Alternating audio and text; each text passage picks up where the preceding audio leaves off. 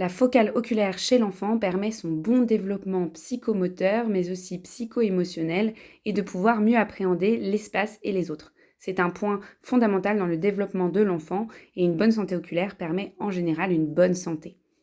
Donc les ateliers que je propose sont issus majoritairement de la pédagogie Montessori.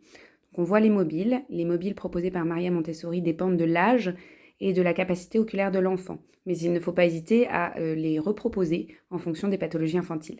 On a le cachet coucou, donc c'est traditionnel. Le visage de maman est plus loin que le drap et donc l'enfant est obligé de se focaliser. On a la précision dans la focale, du plus grand au plus petit. Donc là, ce sont des exercices qui vont obliger l'enfant à avoir de plus en plus de précision, donc de lier le geste et la vue. Donc là, on voit la coupelle est plus grande, moyenne taille et enfin avec un tout petit espace pour pouvoir rentrer le grain de café. Ce type d'exercice est très précieux au moment de la lecture notamment. Vérifiez que cette acquisition a été faite par vos enfants et éventuellement refaire ce type d'exercice. La précision dans la focale du plus proche au plus loin, donc là c'est un autre type d'exercice.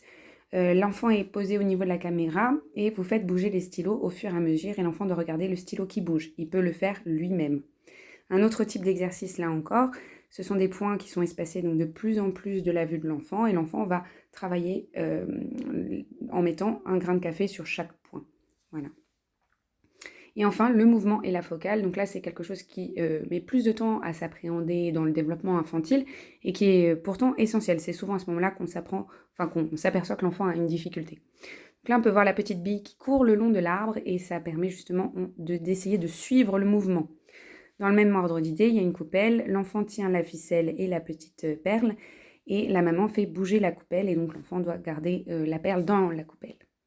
Donc voilà, donc n'hésitez pas à faire preuve de créativité et d'adapter ces exercices en fonction du profil de l'enfant et de ses problèmes.